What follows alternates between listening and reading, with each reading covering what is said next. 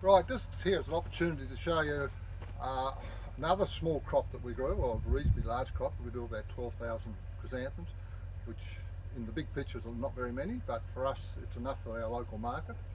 And it's chrysanthemums, and we're flowering these for Mother's Day. And the crop, you can see these chrysanthemums are on tables that we actually ebb and flow the water system through. So the tables are designed so to flood the floor and then the water up. Now the crop that you're looking at the moment here, or this part of the crop, has been growing under natural light, natural cycles, and we haven't tried to extend the day length at all.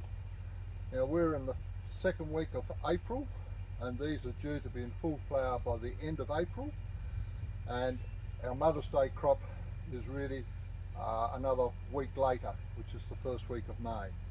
And simply by putting lights over it, just ordinary incandescent lights over the crop, we can extend the growing cycle by about a week, 10 days. And if we look at this other side here, you'll see these chrysanthemums have not as yet created as much colour as what's on the unadulterated side. Just ordinary incandescent lights.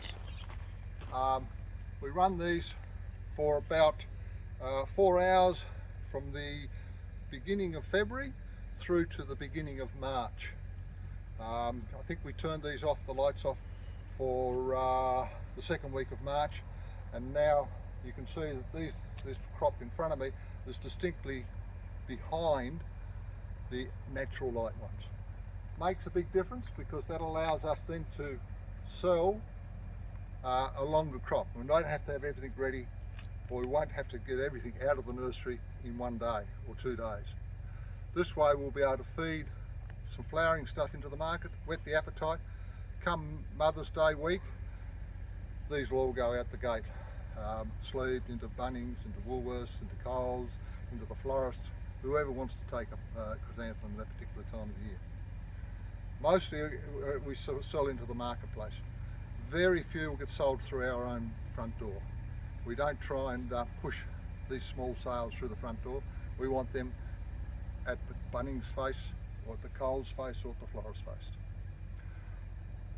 We water these again from underneath, and currently the cover over them is just shade cloth.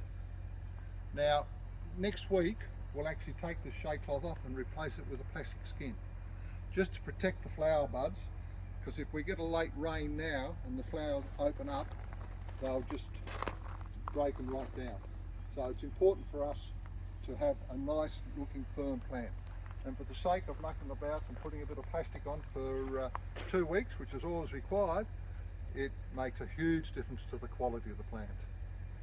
We've been very lucky this year. Chrysanthemums are prone to white rust, and we've had no issues at all this year, which is fantastic.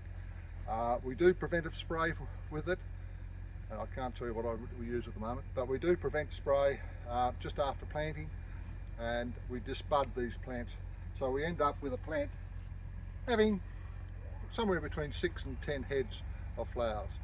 So when this is in full flower, it'll be just a sheet of colour. You can see in there very closely, you'll see where we've disbudded the plant, and that's done generally at 2 weeks after planting, and that creates this growth we got now. And away we go. We've been growing chrysanthemums for as long as I can remember, but it's only been growing on this ebb and flow table for the last 20 years, and that's made a huge difference to our crops. In the early years we used to do wick beds, where there was a table and we'd water the table only, but this with the ebb and flow system is so much more efficient, and we get a terrific looking plant. If we look at the top of the soil's dry, we tip it out and we'll see a nice wet pot. This has just been watered this morning, and that's got plenty of moisture. Yet there's no moisture at all on top of the plant or anywhere for fungus or anything other disease to affect them. Excellent way of growing it.